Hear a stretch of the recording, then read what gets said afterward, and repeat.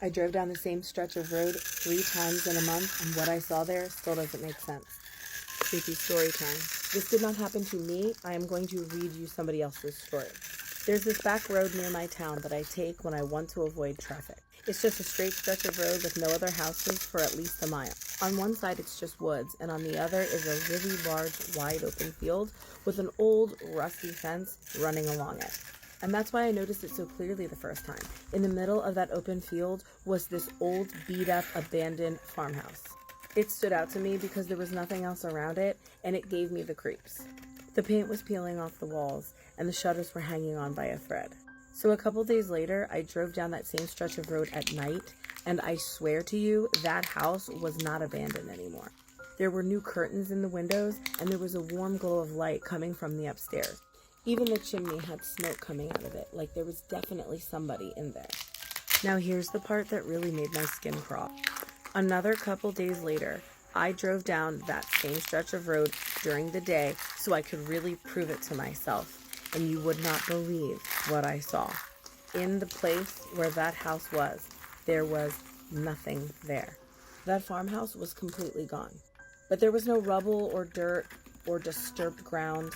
There was only overgrown weeds and that same old rusty fence along the road with the woods across from it. But there was just no sign that that house was even there at all.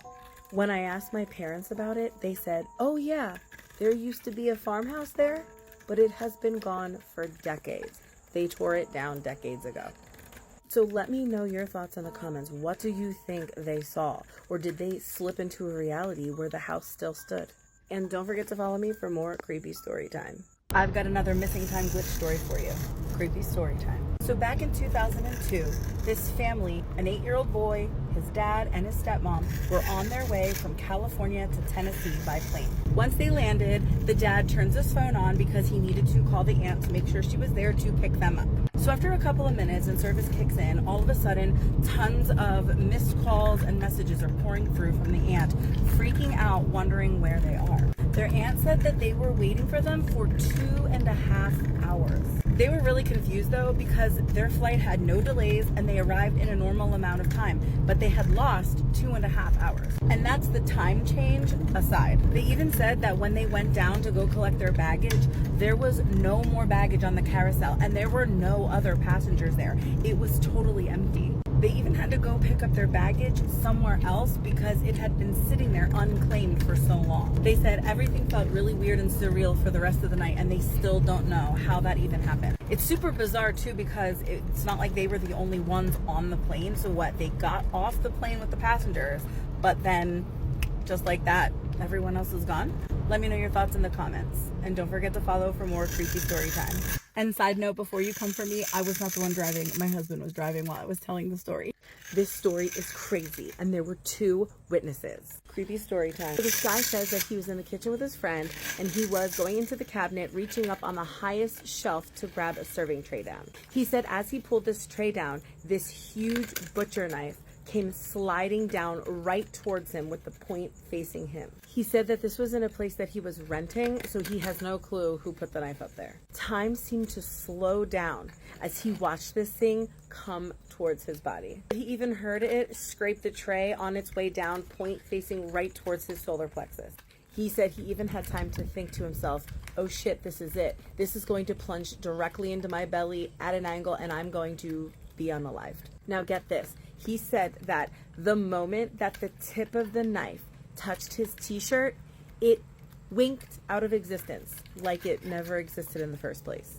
It was just there and then not. He said he was ready to even write it off as like a hallucination or something, but then he noticed his friend standing there in disbelief. His eyes are huge and his jaw was dropped open and he just goes, "What the heck just happened to that knife?" He started freaking out and shaking all over and he's like, "Oh my God, you saw it too?" So they both saw exactly the same thing, and they were even so distraught about it that they started searching everywhere for this knife, anywhere it could possibly be, even into drawers, because who knows, maybe it bounced into somewhere or fell into it. They never found that knife.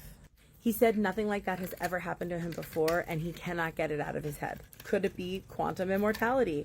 The theory that if you are about to You might jump into another timeline where you continue on living your life if you're not ready to be done yet. Or was this just some random glitch and he got real lucky? Let me know, and if you haven't already, don't forget to follow for more creepy story time. So what are your thoughts on aliens and abductions or NASA cover-ups?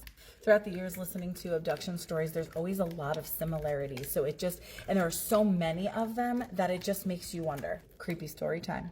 This story is about a woman and her friend we'll call Lisa. So when she and her friend Lisa were teenagers, they were sitting up on the roof of Lisa's house. They said that all of a sudden in the sky, they saw a bright light coming towards them. And the next thing you know, the light is gone. They were only up on that roof for about 15 minutes, but according to the time, 3 hours had gone by. She doesn't remember anything that happened at the time, and Lisa refused to even talk about it. For a long time, every time they brought it up, Lisa would just say things like, I don't know, just drop it.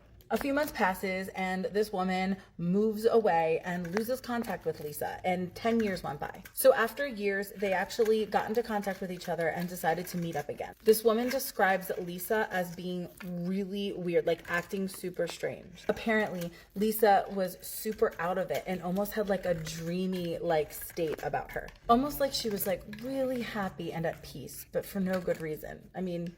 I guess that's a good thing. So they're sitting there talking for a little while, and then Lisa brings up the incident from on the roof 10 years prior. And this woman admits she still doesn't really remember anything about it. But Lisa remembers. She remembers everything. She said at first it was all like in bits and pieces, and she couldn't remember much of it very clearly anyway. She had been confused and scared, and that's why she wanted to avoid discussing it. But she said that as time passed, she began to remember more and more.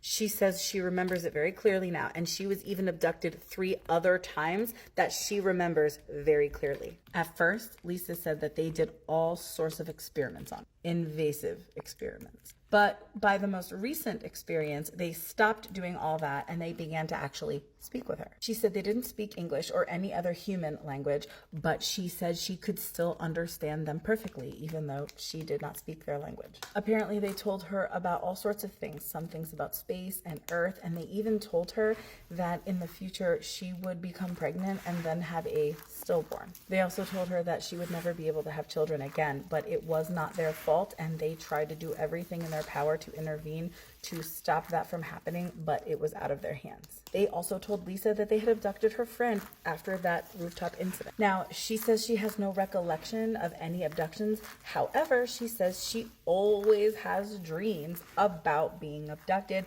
but always assumed that they were just that, dreams or nightmares. So Lisa goes on to say that every time she speaks with them, she learns the truth more and more. And when she asks Lisa, well, what is the truth?